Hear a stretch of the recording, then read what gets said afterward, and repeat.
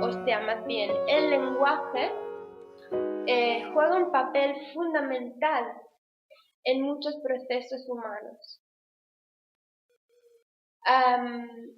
Desde la neurobiología interpersonal ahora podemos realmente entender que nuestra facultad de pensar se desarrolla en función de nuestro lenguaje. Y voy a explicar qué quiero decir con eso.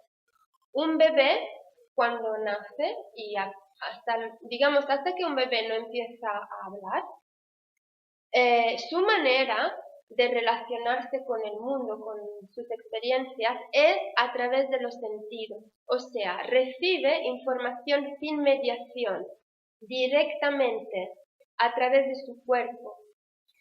A través del cuerpo entran todas las informaciones y entran todas como una unidad. No hay diferenciación.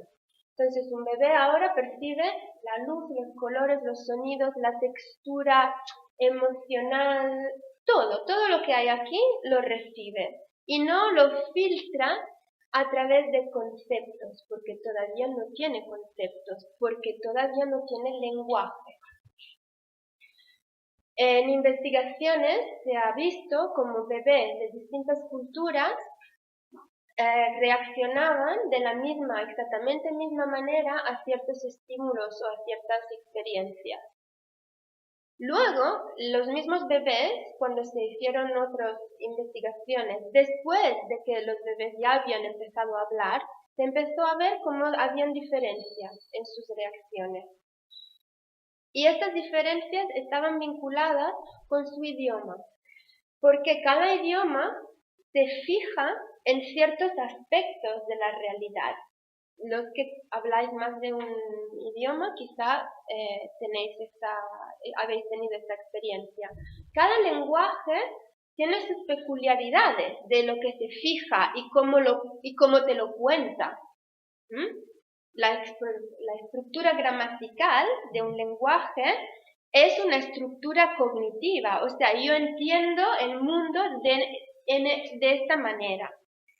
Entonces, ¿qué es lo que nos dice esta información? Que nuestro pensamiento no es universal, o sea, no pensamos todos de la misma manera. ¿Qué quiere decir eso? El pensamiento es como un filtro que filtra las experiencias. O sea, un bebé, como he dicho antes, no diferencia, pero nosotros sí. Nosotros ahora estamos en este entorno y diferenciamos todo y catalogamos todo y tenemos conceptos para todo lo que hay aquí. Lo interesante es ver cómo no percibimos ciertas cosas por las cuales no tenemos conceptos. Si no tengo un concepto para algo, es muy probable que me lo voy a perder, no lo voy a notar. Si tuviéramos tiempo ahora, hay unas cuantas dinámicas súper divertidas que se pueden hacer con esto, que realmente nos hacen ver como, no nos fijamos de ciertas cosas porque no tenemos el concepto. El concepto, ¿cómo viene? A través del lenguaje. Entonces, cuando hablamos a un niño pequeño, hablamos y le vamos describiendo el mundo, le vamos describiendo la realidad, es un cuento, ¿no? Todo el rato le estamos diciendo, mira, la realidad es esta. Pero, obviamente, el lenguaje solo captura ciertos aspectos de la realidad y los organiza de una manera básicamente aleatoria, porque cada lenguaje ha decidido organizarlo todo de una manera particular. ¿Eso qué quiere decir? Que nuestra facultad de pensar se va a estructurar en función del lenguaje que hemos aprendido. Y entonces, ¿qué pasa luego? Que estamos recibiendo la realidad y nos lo tomamos como si eso fuera la realidad, pero no nos damos cuenta que nuestra realidad tiene un filtro. Y este filtro es no solo el lenguaje, sino toda la estructura cognitiva que se ha desarrollado en función de ese lenguaje. Se convierte en un filtro. Y eso es súper importante de tomar conciencia de eso, porque tiene implicaciones de muy largo alcance. Entender que nuestra manera de percibir la realidad no es tan sólida como nos parece, porque nos parece súper real. O sea, ¿no? Mi experiencia de la realidad a mí me parece, o sea, absolutamente cierta. Saber esto nos da un momento de decir, que quizá no es tan cierta como lo siento. Que quizá aquí hay espacio para que exista más de lo que yo percibo. ¿Sí? Me gustaría parar aquí porque es un concepto fundamental y a la vez denso. Así que lo que me gustaría simplemente que se quedara claro es esto, entender que el lenguaje tiene un papel fundamental en la estructuración de nuestros procesos cognitivos y que nuestros procesos cognitivos representan nuestra manera de interpretar la realidad.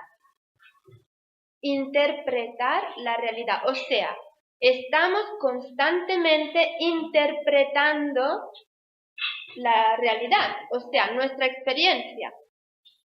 Estamos en un proceso constante, o podríamos decir, estamos constantemente dándole significado a las cosas. Y muchos de esos significados que le damos a las cosas, no somos conscientes que estamos haciendo eso y nos confundimos. Y bueno, luego vamos a ver qué quiere decir nos confundimos. Entonces, cuando Marshall Rosenberg empezó a desarrollar toda esta idea, pues entonces él empezó realmente a mirar muy bien al lenguaje, porque el lenguaje entonces se convierte en una pista muy interesante de cómo funcionamos. Y desarrolló esta práctica que se llama la comunicación no violenta, que realmente es una práctica, para mí es muy importante, eso no es una técnica, no es una técnica en el sentido que no es una receta para conseguir algo. Y especialmente no es una receta para conseguir que los demás hagan lo que nosotros queremos que hagan. O sea, no es una manera de decir las cosas de una manera bonita para convencer a los demás. No es eso. ¿Vale? Hay otras técnicas que sí hacen esto, que te enseñan cómo persuadir a la gente.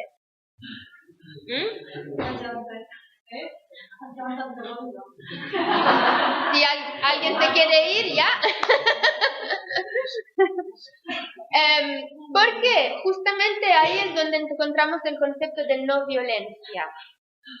No violencia, muchas veces cuando la gente, por eso yo no llamo mi trabajo comunicación no violenta, porque muchas personas escuchan no violenta y piensan, pues yo no soy violento, yo no pego a nadie, yo no grito, yo no soy violento.